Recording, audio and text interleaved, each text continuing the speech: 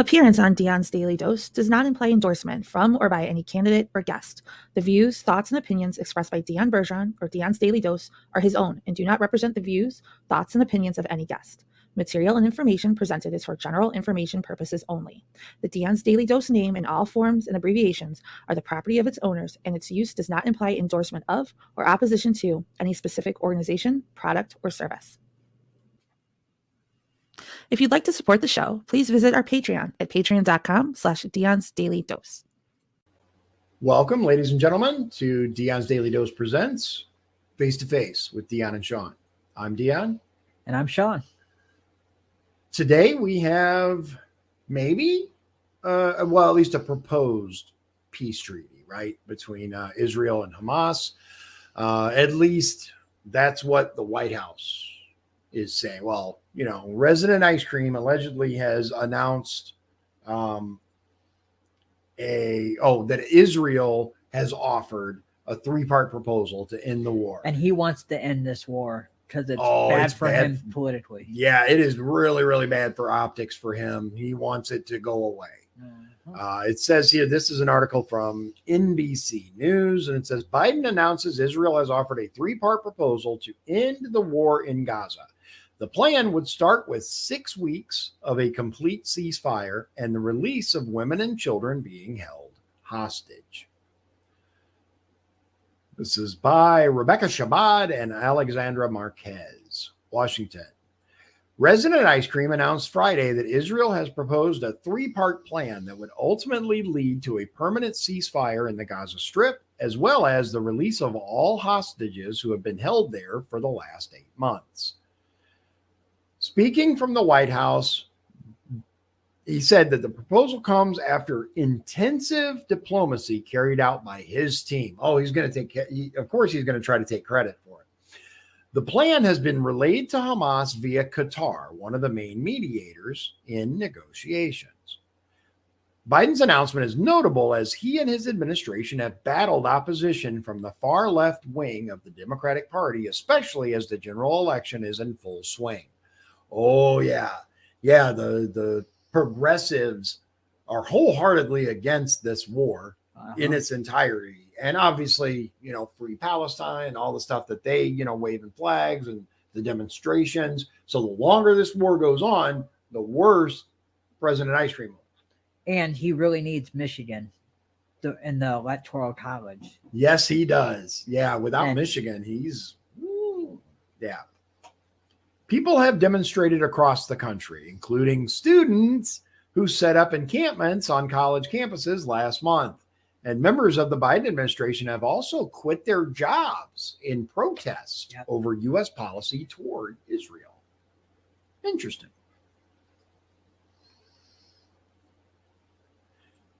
There's a picture here of it looks like a collapsed building, tons of debris. It says Israel and its most important ally, the United States, have come under intense criticism for the war in Gaza, which has killed some 36,000 Palestinians, according to officials there. It's a lot of people, man. And Hamas likes to use them as human shields. Yeah, that's what they tell us. The plan's first phase would start with 6 weeks of a full and complete ceasefire. I'm gonna stop because I do want to address something. It is really, really hard anymore to know what's really happening overseas, because in post October 7th, right? And I'm not saying anything about that because I wasn't there, but there were AI images that were sent out and shown as real, right? Ben Shapiro was one of the ones that shared the image, and the image itself was proven to be AI generated. Really? Yes. I did not know that. Yes. Which is why I say that, unfortunately, remember, our media is heavily compromised. By who? That's up to you to figure out. Whether it's the Resident Ice Cream and his regime or others. The point is, our media just isn't reliable anymore. That said, certain other publications, obviously the Jerusalem Post or some other areas, are going to basically give the Israeli side of Yep. things. Al Jazeera and others are going to give the Hamas side of things. Yep. So it's really kind of hard to figure out where, we know the truth generally lies somewhere in the middle, but it's really, really hard to know the truth about what is happening over there. Just saying, it's difficult. But the article says the plan's first phase would start with 6 weeks of a full and complete ceasefire, including the withdrawal of Israeli forces from populated areas of Gaza and the release of women and children being held hostage, Biden said during the surprise announcement. This initial stage would also include a surge of humanitarian assistance, with 600 trucks carrying aid into Gaza every day. Now, I'll pause just for a moment because these dipshits built a pier. Yep. And it fell apart. And I guess it cost a lot of money to build this stupid pier. 100 billion, I think. Yeah. Once again, there goes our really? tax dollars. Right. Come on. But we've had a problem consistently with humanitarian aid actually reaching the Palestinians.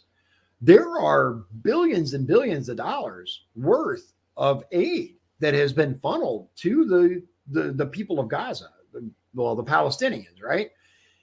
But it rarely reaches them because Hamas controls everything. That's what we're told, is that Hamas is basically intercepting it and taking it. And as we've stated before, the leaders of Hamas are way too rich to really represent the people. When we see they're worth billions and billions and billions of dollars, I have questions. I have lots of questions. Biden said that in that first phase, Israel and Hamas would negotiate a permanent ceasefire and admitted that there could be major hurdles. You think? I'll be honest with you. There are a number of things to be negotiated to move from phase 1 to phase 2, he said. Resident Ice Cream said that the phase 2 would not begin until all agreements are reached. That second stage would involve the release of all living hostages in exchange for Palestinians imprisoned in Israel. I think that's a good first step. Yeah, I do. Let's exchange, quote, prisoners, hostages, whatever you want to call them. Let's exchange those people, and then there'll be a little trust built up that we can work on to continue, right? Just my opinion.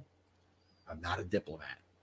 The final phase would be the start of a major reconstruction plan in Gaza and the return of the remains of deceased hostages to their families. Quote, I've urged the leadership in Israel to stand behind this deal regardless of whatever pressure comes, is what he actually said, but they put political pressure in parentheses there. In the brackets, because media constantly likes to tell us what he really meant. I'm very pro-Israel, as you know. Right. But I think this is a very fair deal. Go ahead.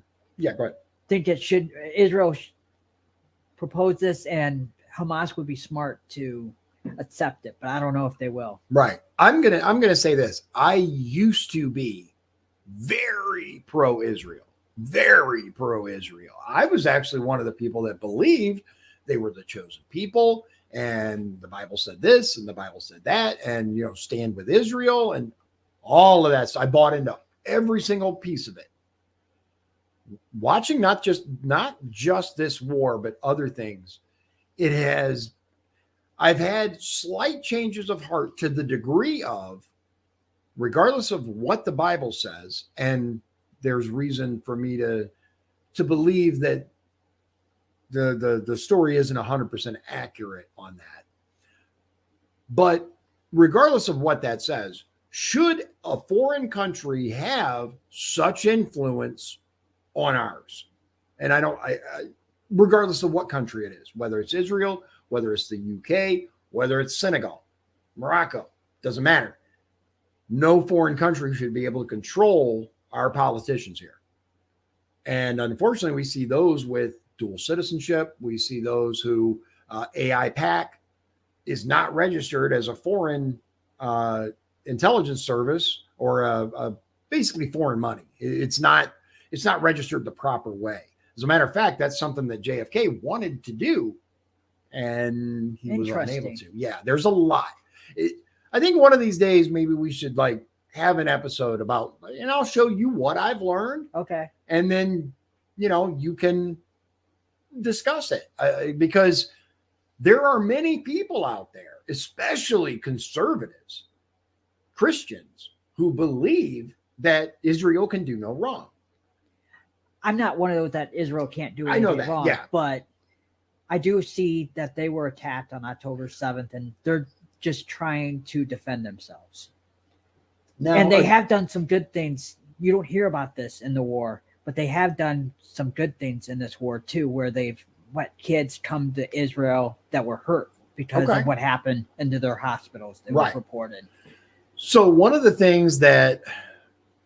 big issues that I've had about this whole conflict, right? And don't get me wrong, I think Hamas sucks, dude. I think they're evil. I think the leaders of it are disgusting, disgusting people.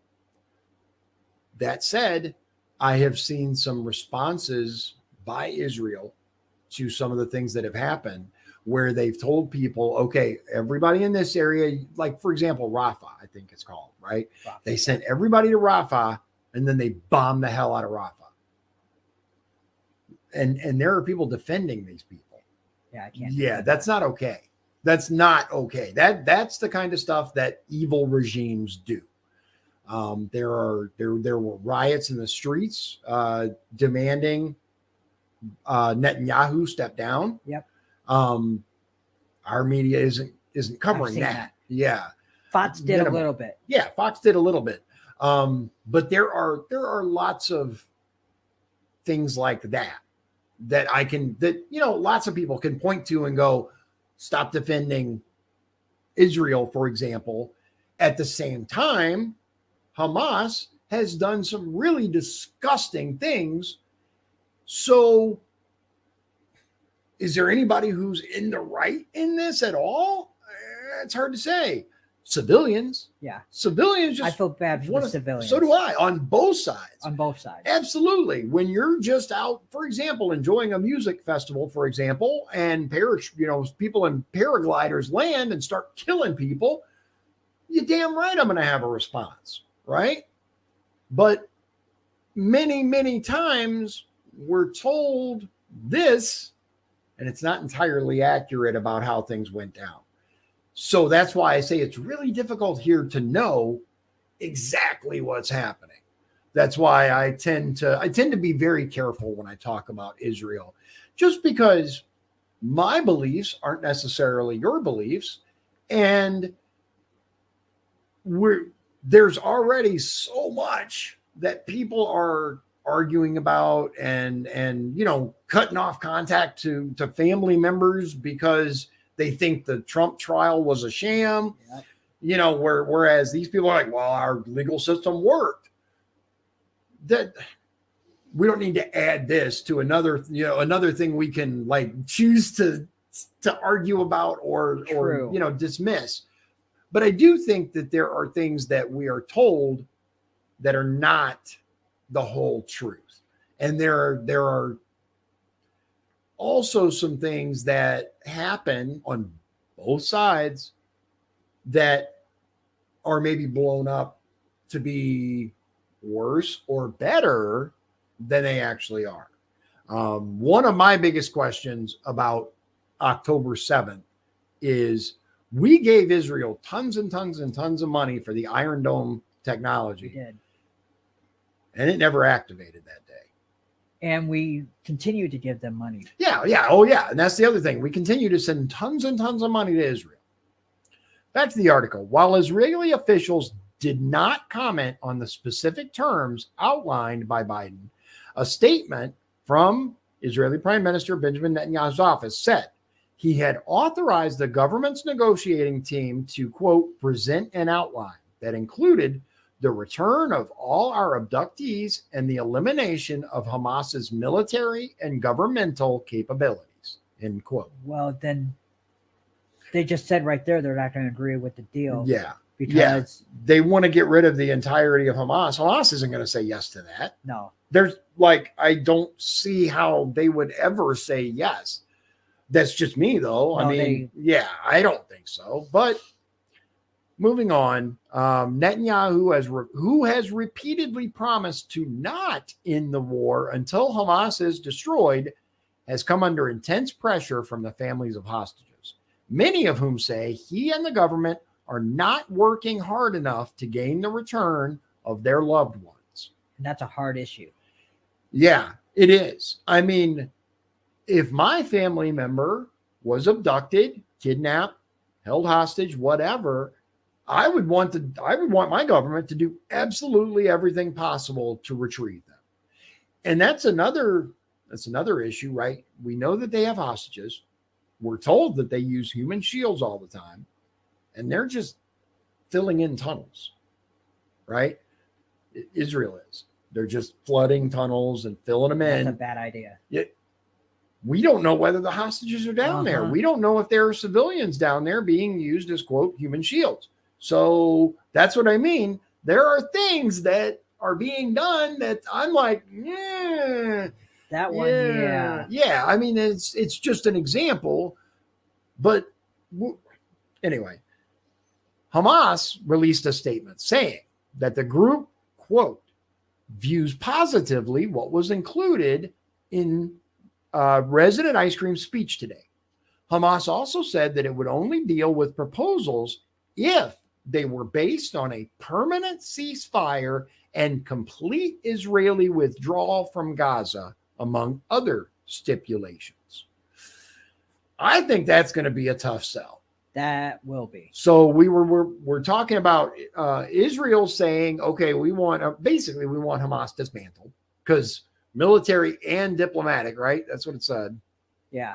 When I saw that, elimination of Hamas's military and governmental capabilities. So they want Hamas gone. Good luck. And Hamas is saying, we want Israel out of Gaza completely. Good luck. Yeah, this war is going to continue. Yeah. Friday's statement echoed a statement from a day earlier in which the group asserted that if Israel stops its war in Gaza, it would be prepared, quote, to reach a complete agreement that includes a comprehensive exchange deal. The Qatari Ministry of Foreign Affairs in a statement stressed, quote, the importance of creating real political conditions for the establishment of an independent and fully sovereign Palestinian state. Qatar has been, that's the end of the quote. Qatar has been heavily involved in mediating between parties during negotiations. I'll pause for just a second. What do you think about a Palestinian state? I don't like the idea. Okay, why not? Originally, I would have been like, yes, but after October 7th, we shouldn't be rewarding them with a Palestinian state. Okay, but just for the viewers who haven't watched me for a long time, a lot of times I like to play devil's advocate. I like to present the opposite side, regardless of the way that I personally feel about things.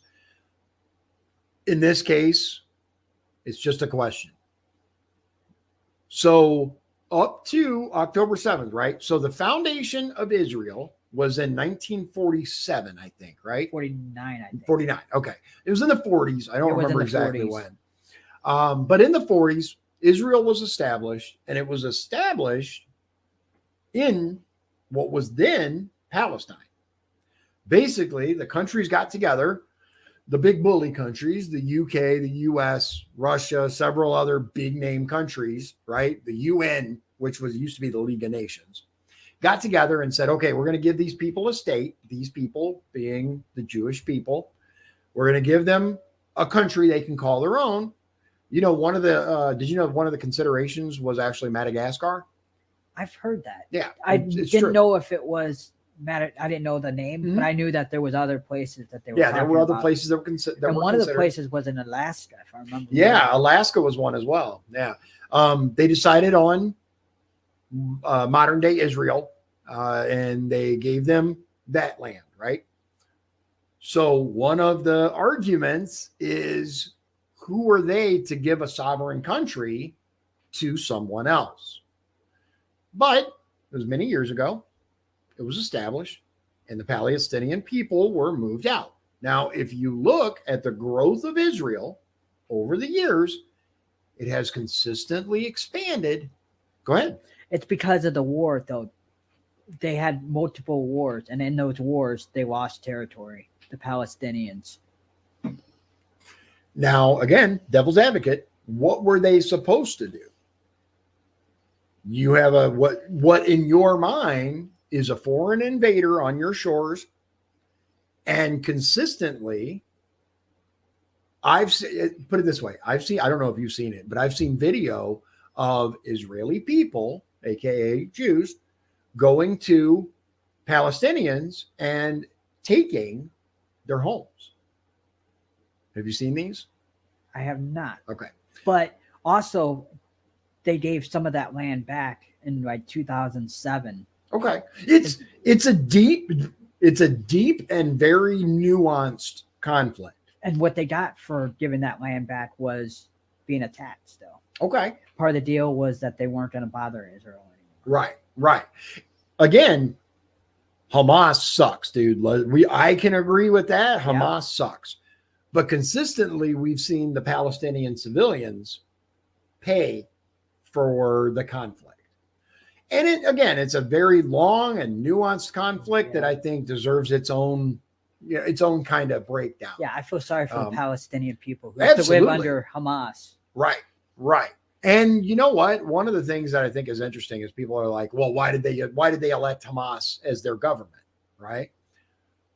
I don't know much about that. I'm going to be honest. I didn't really look that much into it, but I will say, I don't know what options they were really given. I'm not sure. They have another party called the Palestinian Authority. Oh yeah. The PLA, right? Yeah. Well, I remember the PLA was like it was designated as a terrorist group. So, I mean, they're not as bad as Hamas, but they're still bad. Right. So, I mean, much like the U.S. elections, especially pre-Trump, what is the lesser of two evils? What are you going to pick? But again, it's a deep and nuanced history that I think we're not going to hash out in a couple of minutes. Also, I would like to see an election in Palestine because they haven't had an election since like 2007. Right. And that's another thing, right? It would be interesting to see what the Palestinian people would vote for. Yeah, it would.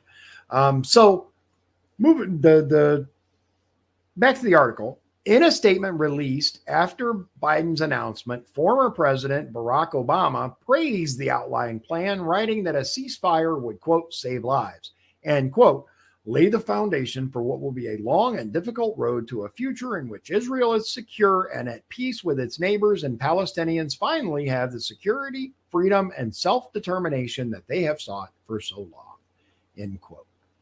Biden's announcement comes after Israeli forces moved farther into the southern Gaza city of Rafah on Tuesday, days after an airstrike sparked a major fire that killed dozens of Palestinians.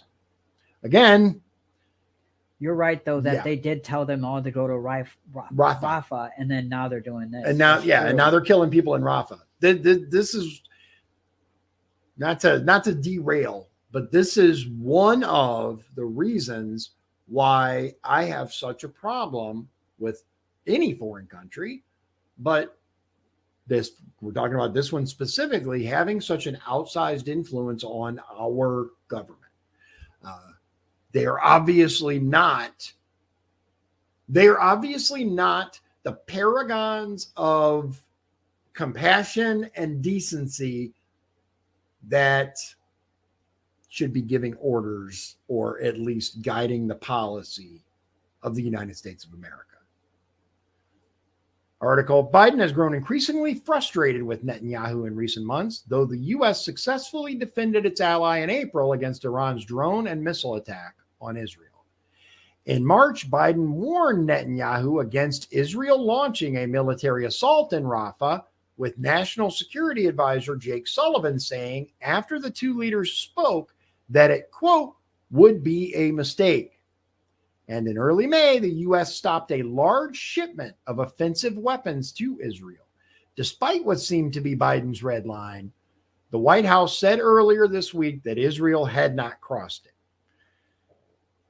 The war in Gaza, triggered by Hamas's surprise assault on Israel on October 7th, with left some 1,200 dead and resulted in the kidnapping of 240, has killed around 36,000 Palestinians, according to officials in Gaza.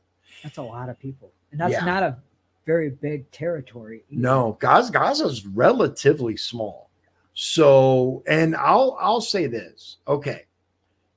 Even if you assume for a moment that everything reported about October 7th by quote mainstream media was accurate. I'm not saying it's not. I'm just saying let's assume for a moment that it is. And 1,200 were dead and 240 were kidnapped, right? 36,000 people have now died because of it. Where's proportional response? When is enough enough? How long are we going to go before we can say, okay, they paid the price? I don't know. It's not up to me. I'm just asking a question here. That's a good question. Israel has been sharply criticized and becoming increasingly isolated during the war. In recent weeks, the International Court of Justice ordered Israel to immediately halt its military offensive in Rafah, where more than 1 million Palestinians fled after being forced from their homes. The International Criminal Court's chief prosecutor applied for arrest warrants for Netanyahu and Defense Minister Yoav Gallant, as well as Hamas leader Yahya Sinwar and others over alleged war crimes. And I will say this about the International Criminal Court. They went after both sides. They did. And I got to give them credit on that, regardless of who you feel is at fault or, just responding or whatever. At least they went after both and said, you guys both suck. In the last week, Spain, Norway, and Ireland formally recognized a Palestinian state, a step Israel vehemently opposes. End of the article. I see this war going on for a while. It's completely possible. It is absolutely completely possible that this is not going to come to resolution anytime in the near future. No. I will say that I do believe I think Trump's the only one that could come in here and go, all right, look. He could. There are lots of very concerning things happening over there on both sides. And I don't think anybody's in the right. There's no in the right now on this. Civilians are dying. They are. And it's sad. And unfortunately, I don't see it ending anytime soon, especially given, look, when Israel goes, we want these people gone, talking about Hamas, and Hamas is the one in charge, I just don't see them going, yeah, okay, no problem. We'll, disband and disappear. That's not going to happen. At the same time, when Hamas goes, yeah, we want you completely out of Gaza, I don't see Israel going, yeah, okay. Yeah. And I'm just going to say this, and then we're going to be done. All right. Are you familiar with Mossad, the Israeli intelligence agency? Yes, I've heard of it. Okay. Mossad, yeah. Yep. You do know that both Epstein and Ghislaine Maxwell are connected to Mossad. Yeah. Okay. Yeah. Ghislaine Maxwell's dad was a registered Mossad agent. Really? Yeah. I knew Robert Maxwell. He was killed on a yacht. Anyway, we should do a dig into that. If you guys listeners, look it up. It's out there. Look up Ghislaine Maxwell, Robert Maxwell, and look up their connection to the Israeli state, specifically Mossad. And their entire operation was a honeypot for politicians and others. I've heard that. Yeah, Epstein and Ghislaine Maxwell. That's how they get the leverage. And then they use that leverage to ensure that the U.S. is going to do what they want. Let me just put it this way. There's a story right now out about the Congo and the CIA involvement there, right? We know I don't know of anybody who overtly defends the CIA anymore.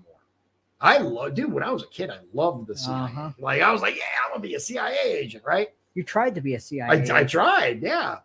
That did not work out. And I'm glad now. I'm glad. But you look at the CIA now and you're like, oh my God, right? Uh-huh. Why would we think Mossad is better? That's true. Just something to consider. Yeah. Just something to get the brain rolling on. We know the CIA will stop at nothing to create whatever agenda they want to happen. Why would another intelligence agency not do the same thing? Just something to think about. So, as always, ladies and gentlemen, thank you for joining us. I appreciate your time, and we'll see you in the next episode. God bless you. God bless Indiana, and God bless the United States of America. Hope you have a great night. If you'd like to support the show, please visit our Patreon at patreon.com/Dion's Daily Dose. This has been Dion's Daily Dose, hosted by Dion Bergeron. Executive producers, Shawn Holgram and Michael Beebe. Copyright 2024. Dion's Daily Dose, all rights reserved.